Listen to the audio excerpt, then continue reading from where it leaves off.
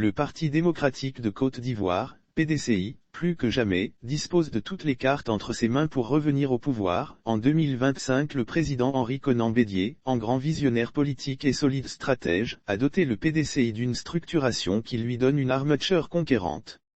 Les récentes missions diligentées par la direction du parti ont démontré que les bases sont vivantes et que l'ancrage national du PDCI est bel et bien une réalité.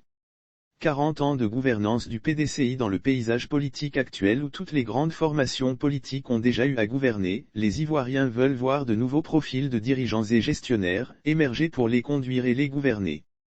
En la matière, le PDCI dispose d'un très bon vivier de cadres dynamiques et compétents. À la différence des autres partis politiques. Le PDCI-RDA qui a gouverné, quasiment pendant 40 années, la Côte d'Ivoire, c'est-à-dire 33 années sous le magistère de Félix Houphouët-Boigny et 7 ans sous Konan Bédié a eu la présence d'esprit de se doter de cadres compétents dans tous les domaines. Mieux, le parti doyen a des leaders charismatiques et capables de gérer la Côte d'Ivoire actuelle, avec brio.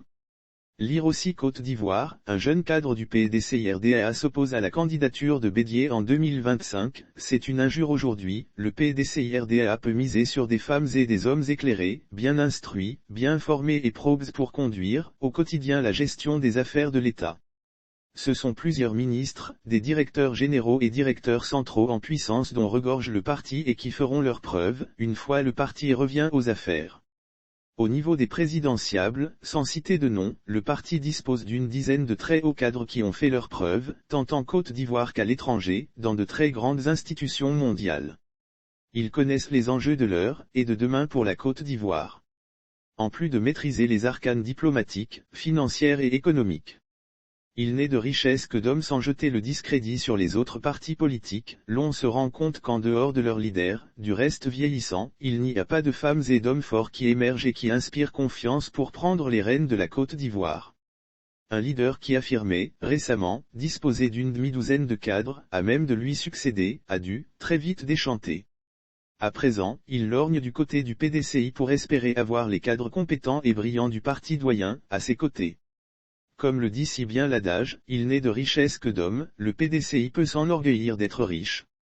Il est constellé de cadres et intellectuels de haut vol, de gestionnaires ayant fait leurs preuves dans de hautes sphères, et d'une jeunesse bien formée et qui s'est abreuvée à la source des valeurs de tempérance, tolérance, travail et paix que le parti d'Houphouët-Boigny promeut.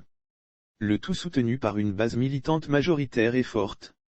De quoi garantir une écrasante victoire à la présidentielle 2025 pour un retour aux affaires. Au grand bonheur de la Côte d'Ivoire.